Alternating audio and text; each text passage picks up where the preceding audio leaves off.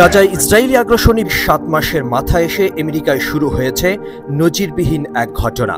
Biden প্রশাসন ইসরায়েলের জন্য নতুন করে $26 বিলিয়ন অস্ত্র সহায়তার যে ঘোষণা দিয়েছে, তার প্রতিবাদে আমেরিকার হার্ভার্ড, MTI এবং ইয়েল বিশ্ববিদ্যালয় থেকে শুরু করে কমপক্ষে 16টি রাজ্যের প্রায় 40টি বিশ্ববিদ্যালয়ের সাধারণ ছাত্রছাত্রীরা ব্যাপক আন্দোলন গড়ে তুলেছে। গাজায় ইসরায়েলি আগ্রাসনের বিরুদ্ধে পৃথিবীর অন্যান্য দেশের মতো আমেরিকাতেও কিছু বিক্ষোভ হয়েছে, কিন্তু মার্কিন প্রেসিডেন্ট জো বাইডেন এবার অস্ত্র সহায়তা বিলে সই করার পর আমেরিকা জুড়ে দাবানলের মতো বিক্ষোভ ছড়িয়ে পড়েছে।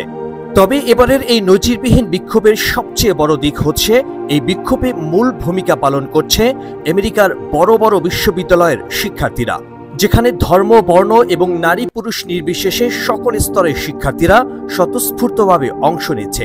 এমনকি শিক্ষক এবং অধ্যাপকেরাও শামিল হচ্ছেন শিক্ষার্থীদের এই আন্দোলনে।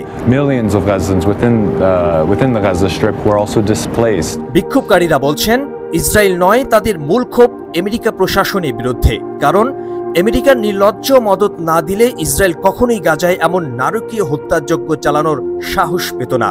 তাই এবার দীর্ঘমেয়াদী লক্ষ্য নিয়েই মার্কিন প্রশাসনের বিরুদ্ধে আন্দোলন শুরু হয়েছে। এ কারণে বিভিন্ন বিশ্ববিদ্যালয়ের প্রাঙ্গণ ও রাজপথে বিক্ষুব্ধ শিক্ষার্থীরা তাঁবু টানিয়ে সেখানে অবস্থান নিয়েছেন। ফলে সাময়িক মিছিল করে বাসায় বা ছাত্রাবাসে ফিরে যাওয়ার পরিবর্তে দিন রাত টানা চলছে শিক্ষার্থীদের বিক্ষোভ কর্মসূচি। সময় যত গড়াচ্ছে, আমেরিকার এক রাজ্য থেকে আরেক রাজ্যে এবং এক বিশ্ববিদ্যালয় থেকে আরেক বিশ্ববিদ্যালয়ে দাবানলের মতো আন্দোলন ছড়িয়ে পড়ছে।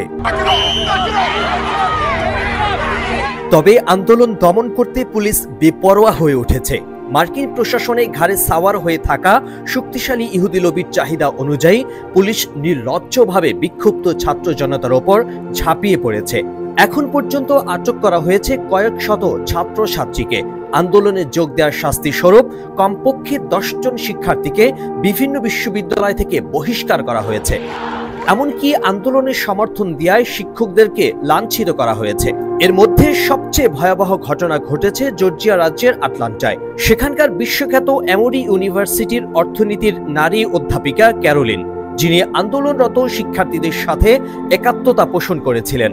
মার্কিন দুই পুলিশ তাকে পাবলিক প্লেসে ক্যামেরার সামনে যেভাবে মাটিতে ফেলে দিয়ে চরমভাবে হেনস্থা করেছে এবং উপর করে হাতকড়া পরিয়েছে, সেটি নিয়ে বিশ্বব্যাপী নিন্দার ঝড় উঠেছে।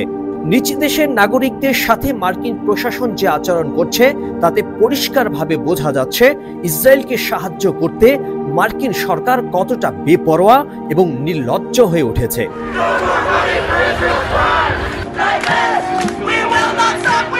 তবে এত দমন পীড়নের পরেও শিক্ষার্থীদের আন্দোলন দমিয়ে রাখা যায়নি।